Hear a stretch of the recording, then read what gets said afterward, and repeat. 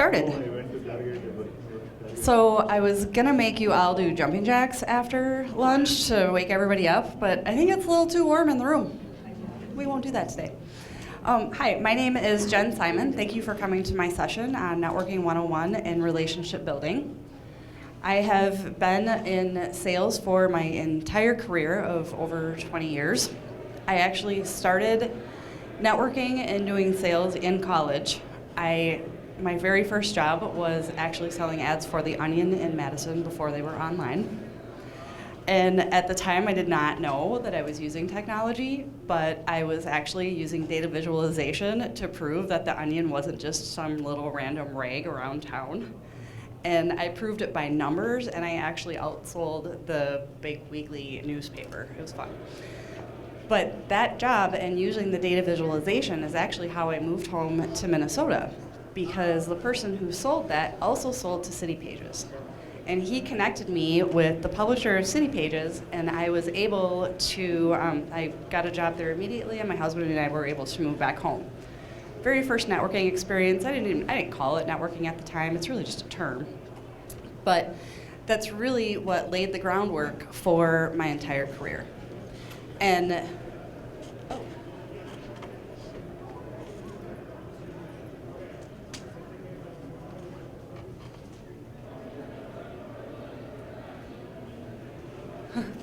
okay, I'll just keep talking. It's fine. So, when you think about networking, it's a very personal thing. So each and every individual needs to be networking and meeting people and doing different things in some different way, shape, or form. Me personally, it's because that's how I've grown my career. That's how I've grown my network of people. That's how I've been successful. That's all of those things. But for each individual, it really makes a difference. So a few years ago, I was actually in a leadership class through MHTA, and there was an entire group of 40 people. They do a kickoff out in Chaska at some conference place, and a woman, a local leader, came in and she talked about networking. And I adore this woman, she's amazing. But she has more energy than this entire room put together. And she's a salesperson. She's a natural born salesperson. So she got up and talked about networking, and I looked around, and all of these people I'm in this leadership program with were business analysts, project managers, directors. They're moving up within their organizations.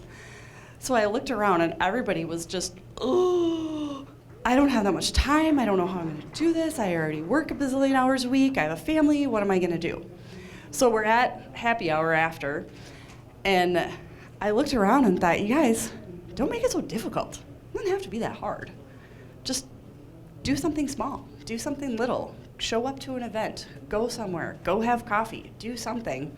And then the end of it, they looked at me and they said, Jen, how about you give a presentation on networking? Because you're the only one who gets it. So I found, on Twitter, I found the Geekettes, right when the Geekettes started up in town, and they were doing lightning talks. So I proposed a lightning talk of, hey, how about Networking 101? I didn't have to do a presentation, I didn't have to do anything, I could just go and talk. And I can talk for a really long time, especially about networking. So I went, did that lightning talk, and it got such a great response that I thought, all right, here we go, let's go speak. So since then, I've done it for the .NET user group, I've done it for a couple of software developers user group, I've done it for Minibar a couple years ago. But things changed last fall. I actually ended up myself in job transition. And last fall is what showed me what the power of your network can truly do. It was truly, I actually get shivers thinking about it right now. It was a truly amazing experience. At one point, I had 10 to 12 companies in line trying to get me to come work there. It was actually quite overwhelming. My husband is still not happy with me because I did not take any time off. I'm not very good at networking. But that really showed me that that power of your network can truly help you when you need it and you don't want to ask for help. Somebody's going to reach out and help you. And that's really my why of why I network. But I also it makes me feel good. Because in networking, you have to do it really, truly selflessly. I don't actually want anything from James when we go have coffee and introduced. I don't want to sell you anything. I don't want to do it. What I really want to learn is I want to learn about you, James. I want to learn your history, your background, what makes you tick, what's exciting to you, what's coming up, because then who knows how I can help you. You have half the time when you go have coffee with somebody, you have no idea how you can help that person or they can help you. And sometimes, especially being in Minnesota, it's hard to ask for that help. But once all of a sudden I changed LinkedIn to actively seeking new sales adventure, it was ridiculous how many people reached out to me because of all of the nice things I had done for them for all of this time. It was awesome. So, we're still working here. Okay. So, why you're going to network is going to be personal. Who you network with, that depends on the community you're building. So we're just going to go totally off the presentation. So when you think about it is, how do I want to build my network? Now, let's say you're just getting into college. Start there. Getting into college. You probably know your major, maybe your computer science or whatever you're doing. Get involved in groups within your school. And by the way, when I was in college, there was no LinkedIn. So you just had to be nice to people and keep talking. Now you get to cheat. You get to link in with everybody. You're probably on, well, who knows what, all those filters. I still don't know Snapchat. My kid's trying to teach me. But you really make sure you start building it in college. Well, once you get out and you land your first job, don't stop there.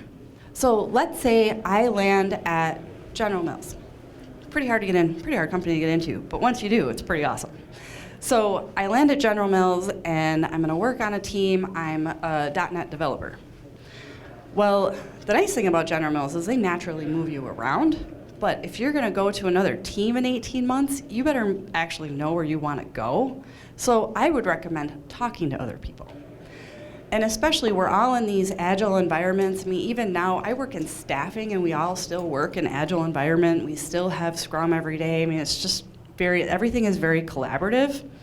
But you can still get isolated by sitting at your one table with your one team and your one group. So go talk to somebody 2 tables over. Meet somebody new in the lunchroom. Don't always have lunch with the same people. Start talking to other people.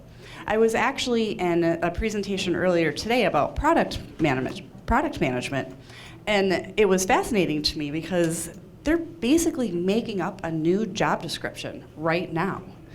Well, how are you going to learn about product management if you don't go talk to other product managers? Everybody's doing it a little different. There is no set standard.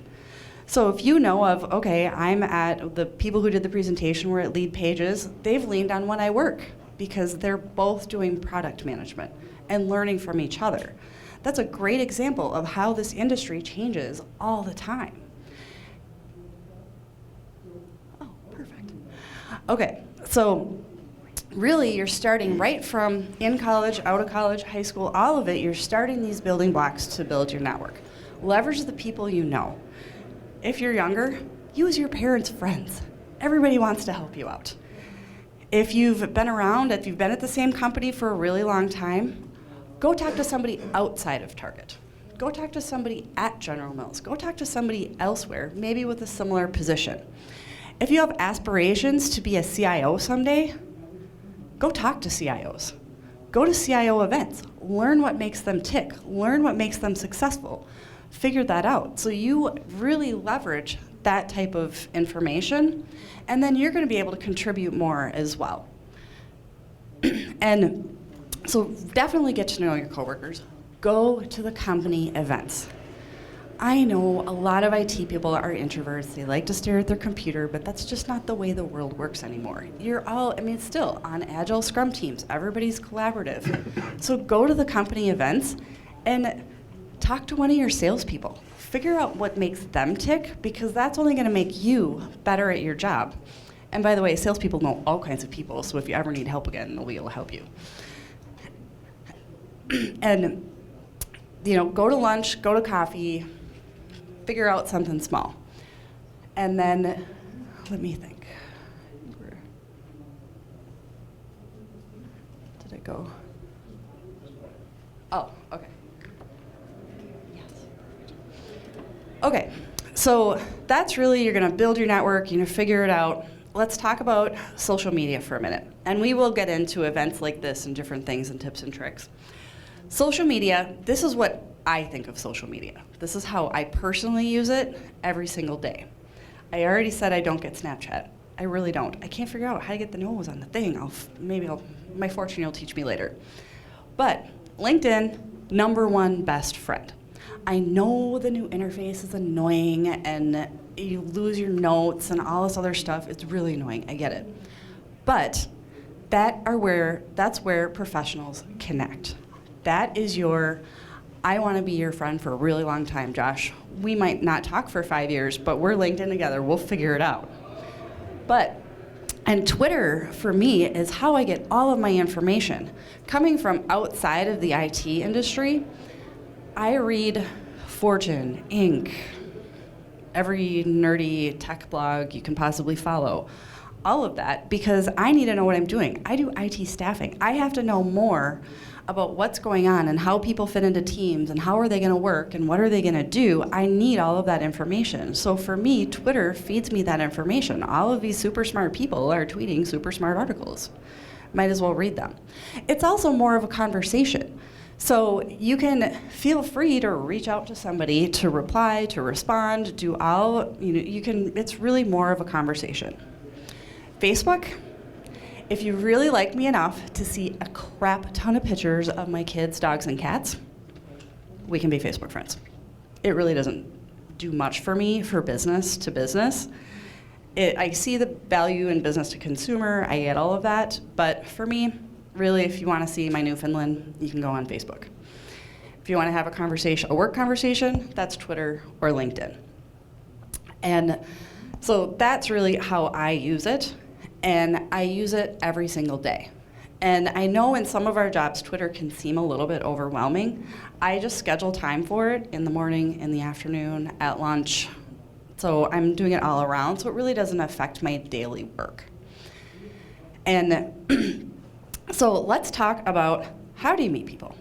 So, all right, I'm at my job, met a guy 2 tables over, I talked to a senior manager, doing all of that. But what if I want to meet some new people? What if I want to figure out what's going on? Well, all of you have figured out a little bit because you're here at Minibar. This is one of the funnest networking events you can possibly have. You can meet so many interesting people. Everybody is so many different things. It's awesome. But what if you come to an event like this and you don't actually meet somebody new? I loved what Casey did this morning when he made everybody kind of turn over and say hello to somebody you don't know, because that's what these events are all about. They're all about the community, but you can feel very excluded if you walk in and you don't know anybody. Well, one thing you can do is go with a friend. But I will caution you, don't go with a friend and only talk to the friend. I have seen this happen so many times where people will come in to mini demo or whatever big event, and then they and their friend go off in a corner and are exclusive, don't talk to anybody. Well, you might as well have just gone to happy hour by yourselves, because that's not the point of going there. You really should, or plan to go to happy hour after. And it's not like you have to meet every single person in the room, because quite frankly, that's overwhelming. And I can't even do that, it freaks me out. And you get tired by the end of the day. Even an extrovert gets tired talking that much. But go with a friend, meet a couple people.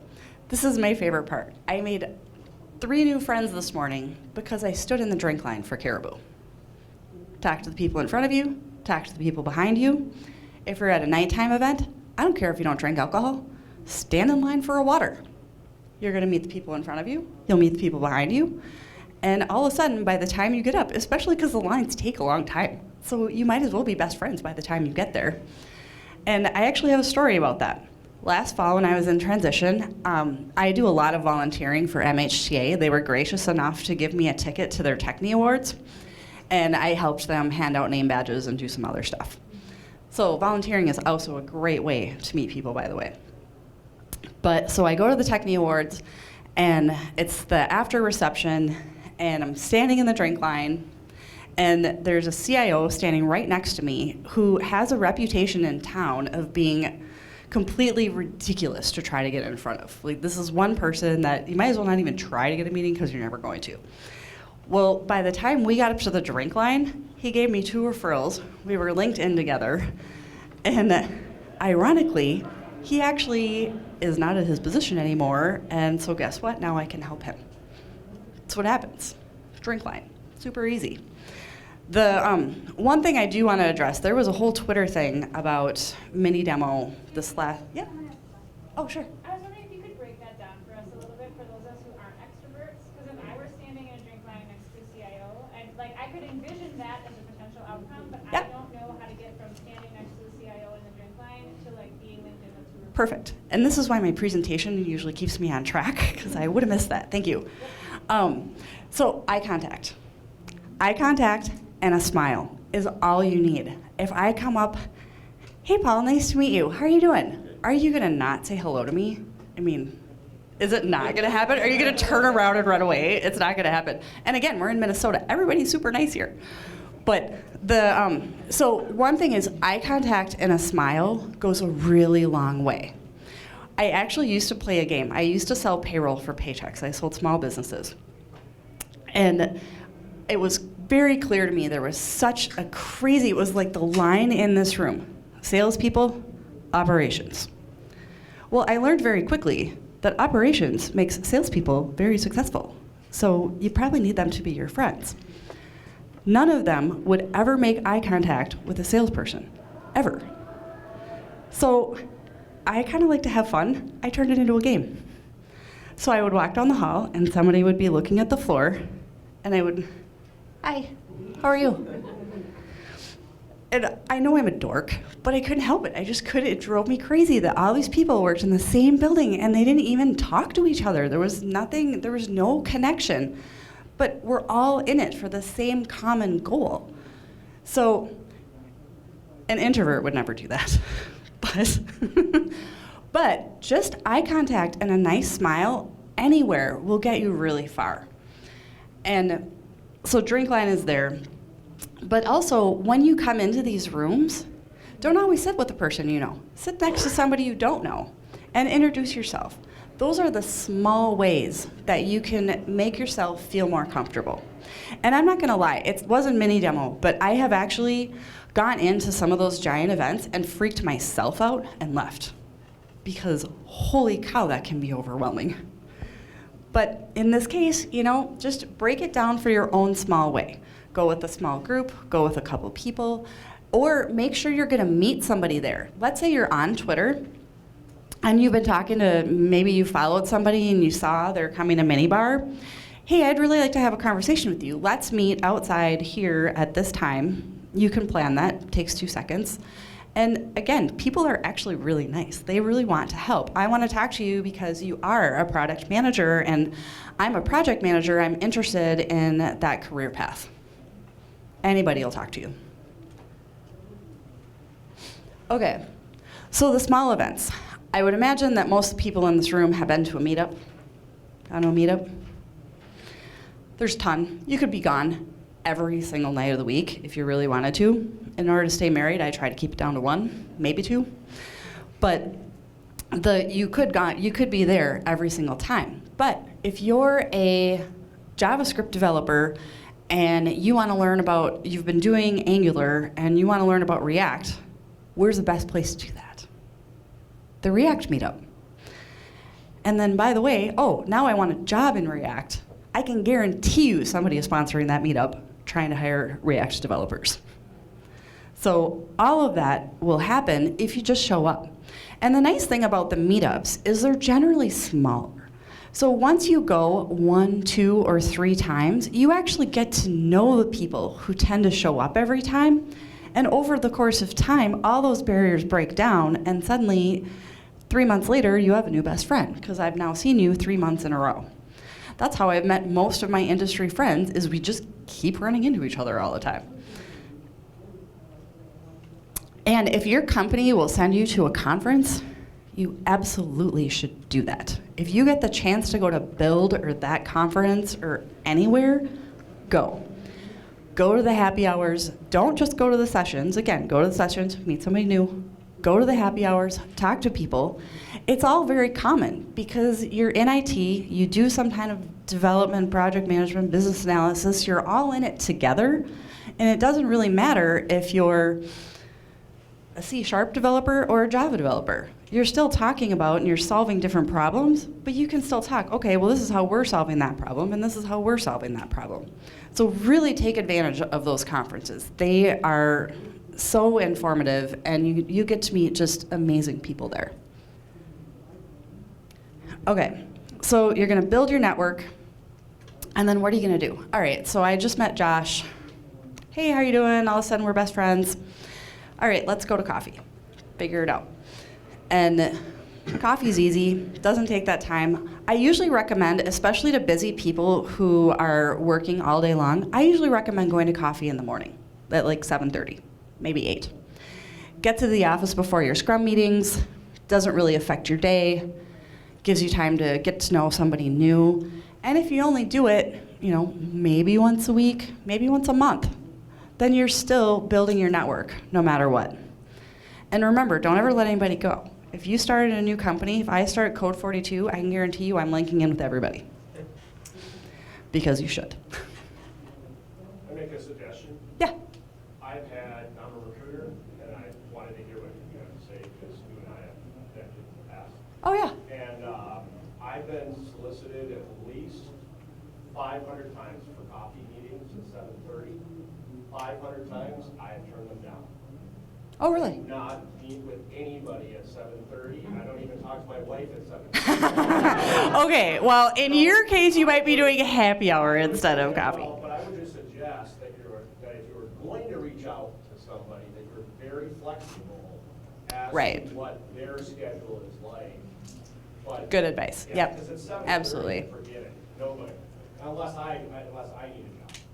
Right. Then I'll get up, but- Right, yeah. Yeah, and people they're set up differently.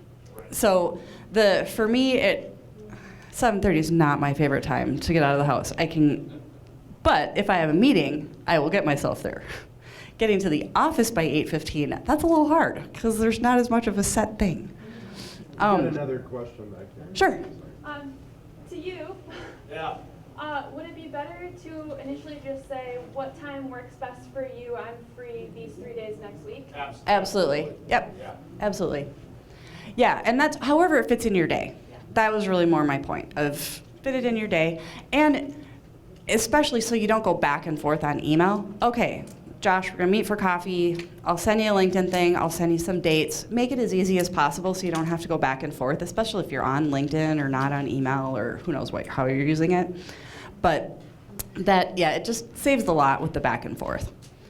And then, so for some of these events, go to the meetups, you come to the conferences, you go find, and this is actually, I use the Geekettes example because I found them on Twitter. I just thought it was interesting, followed them on Twitter, and that's how it all started. So that information is invaluable. So you're networking within your own head, plus you're networking with other people. And another thing I really want to bring up is networking needs to be selfless. You get what you give. This is a very karma-filled industry because don't ever say anything bad. I know everybody likes to talk about politics right now, but it still makes me really uncomfortable because you never know who's going to be in the room. Unless you're at a political event or you're at your church, don't bring it up. Stick with professional, this is what I want to talk to you about, this is what we're doing, because ultimately nobody's going to change your opinion anyway. You're not changing anybody's political mindset over a coffee, so you might as well not just deal with it. And this is a very, very, very small town. Don't bash anybody. If you didn't like your manager, get a new job, and just don't go work for that manager again. It's not worth it to drag their name through the mud. It's not worth it. It's like being in sales and talking bad about your competition. It gives you bad juju and bad karma, and bad things happen. It's just not good. So keep it really positive. Keep it so that you can help each other. You just honestly have no idea. I saw somebody on Tuesday. She let me know her contract is ending, and I was like, hey, have you ever thought about this particular company? And she was like, actually, I've always wanted to get in there. And I'm like, okay, well, I'll keep an eye out. They don't have an opening right now, but who knows? 2 days later, that company opened, and she'll probably get a job next week. So things can happen really fast once you know how you can help each other. That is something that you definitely want to make sure if you're in these introductory meetings, you want to make sure, how can I help you? Do you need references to anybody? Do you need, read this book, whatever? Just make sure you ask them how you can help them. And it's all about karma. Another example is when I was in transition, I was at a coffee shop in Minnetonka. I was actually meeting up with a friend of a friend who thought she had a job I might be interested in. It was more of like marketing and strategy, and that just really wasn't my thing. But I thought, you know what, I really like Bonnie. I'm gonna go have coffee with her anyway, because she's a sweetheart. It'd be fun. We meet at this coffee shop. I get there a little bit early. All of a sudden, I see my friend Linda sitting 2 tables over from me. And this is a random coffee shop that I very rarely go to. So she's sitting there with somebody, and I was like, hey, how you doing, whatever. And she actually was paying a StrengthsFinder coach to help her figure out what she wanted to do with her career. And she actually is a very strategy marketing person. And so my friend Bonnie comes in, we sit and have our coffee, and I looked over and was like, yeah, so as you're describing this position to me, if you just turn around and you look at that woman wearing white over there, she's actually the perfect person for this job. Linda came over, sat down, we had a great conversation, the 3 of us. By the end of that conversation, she was in front of the owner for that marketing company. And it was a completely random coffee. This is just why you're nice to people. And you never know who you're gonna be talking to. So it really can be just that simple if you don't overwhelm yourself with it. Coming to things like this can be overwhelming. It can be very easy to go sit in a corner and recharge. But if you're an introvert and you need to do that, take the 10 minutes to recharge and come back and then meet somebody else. It's okay. How are we doing here? Lost my way a little bit.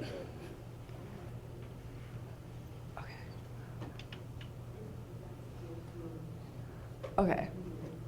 Oh yeah, okay. Elevator pitches. Yes. Everybody should have one. 30 seconds. Please don't make it any longer. Oh my God, that's painful. But really, hi Sahil, I'm Jen Simon, how are you? Hi, Sahil. Nice to meet you. What do you do? I'm a student at high school in Rosemont High School. I'm planning to pursue engineering or computer science. Oh my gosh, that's amazing. We need more developers. Fantastic. That's the start of your conversation. Just eye contact, quick handshake, and a question. And for me, I'm Jen Simon. I work with Beacon Health Staffing. I do I'm on the sales side. I help the clients fill all of their needs for their IT staffing. Super easy. That's what I do. We can get into details later. Usually at those big, especially the big events, the ones that you're going to meet multiple people or at the mini demos, keep it super short. If you get into a really deep conversation, it always gets really awkward because then you don't know how to get out. And so just, if you're gonna go into a deep conversation, schedule something later. Link in together, have some other conversation, and make it work that way. So does anybody else have any questions? Who you are, what you do, and that's it. So practice. I'm Diane, and I'm a tech services manager at my job right now, and I manage the infrastructure and the business side of our team. Perfect. Now I have all kinds of questions for you. So that's exactly, that's what you need. And then you get your message out there, and you can continue to talk. But really just who you are, what you do. And mini demo's a great thing because you can always, if it's a presenter, what are you presenting on today? Super easy question. If it's a community supporter, how did you get involved with MiniStar? Why are you a community supporter? And they'll tell you. And that's what's so great about this culture in the Twin Cities is we have this amazing technology culture. And people really, truly want to help each other out. I've never seen it in any other industries where everybody comes together, everybody has an idea, and everybody's so supportive of each other. They want to help you solve your problem. It's amazing. I've worked for national companies that thought Minnesota was a flyover state, and honestly, I wanted to poke a stick in my eye because it drove me crazy. This place is awesome. We have amazing technology, we have amazing education, we have amazing companies to work for, and we can create them ourselves. This is an industry, if we keep working together and talking together, just think of what we can do. We can definitely be a top 5 state in technology.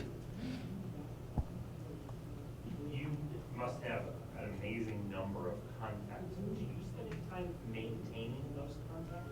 Is there any time where you sort of thumb through the list and say, oh, I haven't spoken to that person? Yes. Tell us a little bit more about that. Sure, absolutely.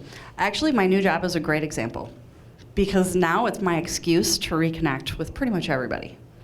So I really have combed through LinkedIn and Twitter and figured out where people are and what they do. Once I get rolling, sometimes there are people that you just can't help. I met with an HR guy a few weeks ago. Great guy. He wants an HR leadership position. We reconnected after like 3 or 4 years. And I just thought, oh, we should go to coffee. No big deal. Go to coffee. I don't know how I can help the guy. He knows everybody I know. I can't connect him with anybody new. I really wish I could. I want to help him, but I don't know how. So then that kind of goes in the tickler file of, all right, they're looking for work. I'll keep them there. But I definitely go through LinkedIn especially to figure out where people are too. Maybe you're looking for a new job. Let's say you're in job transition, or you're thinking, been at Best Buy here for 10 years. I really want to think about something else, go somewhere else. And that's when you dig into LinkedIn and keep it up too. But it doesn't, again, you're not meeting on a weekly basis. You might not even meet annually. There are some people where we'll go to coffee or lunch and we'll look at each other and think, I haven't seen you in 2 years. How did that happen? Well, the bottom line is life happens. So don't take it personally if they don't get back to you or they don't talk to you, because just life happens. But if you take the time to maintain that, or if you know something, now this is actually one thing I'm really bitter about with LinkedIn. You used to be able to take notes on your contacts. Oh, that makes me mad. So, because I meet so many people that I couldn't keep track, and not everybody goes in my CRM system. I'm not selling to everybody. That's silly. So I would keep notes on LinkedIn, and now I can't do that anymore. It makes me super sad. I was just going to say, and I agree with that, LinkedIn has changed so many things now that it's gotten frustrating, that critical things like notes. Now when I look at I have like over 2,000 contacts on LinkedIn, and it's just kind of like, where did I meet this person? And before I could look at my notes and it would tell me. But the one thing that LinkedIn makes it very easy for you to keep in touch with your contacts is that it will, if you look when you get on LinkedIn, it will give you notifications of your contacts if they got a new job, if it's their birthday. That is a 2 quick second touching base with them and putting your face in their forefront. So just you can tap on it like if it's their birthday, it'll say, wish them a happy birthday, and you click on it, and LinkedIn will already have on there happy birthday. Don't leave it at that. Type in their comma after birthday, the person's name, wishing you the best, send it. 2 seconds, you don't have to have a conversation, you don't have to copy, you've just made contact. Yeah. Sure. So as somebody who has birthdays and gets contacted by people that don't talk to very often, if I know that you just reached out to me and said happy birthday, I'm sort of just like, yeah, that just feels weird. Yeah, it's kind of Facebooky to me. Yeah, honestly. that's really weird on Facebook. That is not Well, I'm from talking a about business LinkedIn, for sure. I'm perspective. talking about LinkedIn. Yeah, but Yeah. it shouldn't be. That's Only knows my business. birthday You're because coordinating LinkedIn business feels environment with a Yeah, personal I kinda- environment. And they're two different things. Yeah, so my communications through LinkedIn are generally somehow businessy related. I saw an article, I said something. Hey, Jen. Yep. So for everybody's knowledge, LinkedIn was purchased by Microsoft. And there's a lot of blog posts about that they're going to make it like what they did to Hotmail.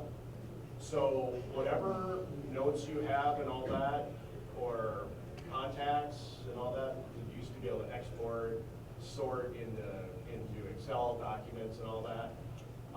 You really need to not look at LinkedIn anymore as the end-all be-all of your contacts. Make sure you have that information backed up somewhere else, because LinkedIn's only going to get worse than it is now. All these changes that are happening. That's really good advice. Yeah. Also because I have a paid level, and they have sent me these notes saying that not only is my agreement, which I have a lifetime agreement with, Me too. is going away, and it's Frustrated. cheating, and they want to charge me more, Yep. but give me less Yep. options, and that's totally a Microsoft deal. Yeah, it's been frustrating. But I'm not going to stop using the tool. It's there. But that's, yeah, it's been frustrating. I make sure everything gets down into my phone and then back it up from there. So that's something. I actually think I'm going to end up starting to take notes on my contacts in my phone so then I can remember that way. I haven't started that yet, but it popped in my head the other day, so now I'll probably start it. Let me see, Twitter blogs. Okay, so the most important thing about networking is you have to practice. If you're in high school and trying to figure out how to introduce yourself to somebody, practice with your parents. My family has seen this presentation so many times. It's pain. My daughter could probably do it herself. So being in high school, one thing, if you say like who you are and what you do, like you say, hi, I'm Neil, I'm in high school, like, and it's like, oh, you're just a high school kid, so like, what is one thing you should say? You know what? Don't feel bad about being a high school kid. You're here at Minibar. That's awesome. We need more kids getting involved and interested and fantastic. So don't worry about that. And if you say, I'm Danielle, I'm in high school, and I want to go for, I'm not sure what kind of engineering, software, computer, tell them what you're interested in. And that's okay. And that person, if you're in high school and interested in IT, somebody wants to help you. Guaranteed. Can I make a comment? Sure. So about a year ago, I started networking like hardcore to get a front-end dev job, and the biggest tool that helped me is if I met with someone and they couldn't really help me, they're not gonna say, oh, you know who you might like is this person. You have to actively ask, are there 3 to 5 other people that you think I should be talking to? Or I'm also interested in this. Do you know anyone that you could put me into contact with? You have to actively ask to be introduced to those people, because they're not always they're gonna be nice and say, oh, I have these people that you might be interested in meeting. That's not how that works. That's a great point. If you actually need something or want something, you do have to ask for it. I've been in sales for all of this time. If I never asked for the business, I'd be starving right now. So you do have to ask that question. In asking that question, it's also really important not to ask it as a yes/no answer. Open-ended questions. My children have made me a much better salesperson because I had to learn how to ask open-ended questions in order for them to tell me anything. So yeah, open-ended questions are definitely key. I'm curious when you have a really good 5-minute conversation at any bar. How do you make sure that that's a connection that you maintain by the time it just ends there? LinkedIn is huge for that, or Twitter. So somehow stay connected on social media. And then if you really like somebody at Minibar, and you didn't get to ask for the coffee, link in with them, send them an email, and then ask them for the coffee then. I would also add, do it immediately. Yes. Don't sit on the stack of business cards for a week, because, yeah. Yes. I actually, after big events, I schedule time the next day to go in and make sure I follow up with all the business cards or all of the people I talk to, because that goes away very quickly. And it sounds silly, but make sure you have a pen with you right away and write a little note so you remember. Yes, that is also a really good advice. Interest or a hobby you talked about, so that'll trigger a memory. Yep, I also do that all the time, or just writing notes. Also for the high school students, there's a lot of companies who are very much involved in the STEM activities across their communities. So there's a lot of good ways to reach out to them. Your counselors or your partner has something, then your school like that.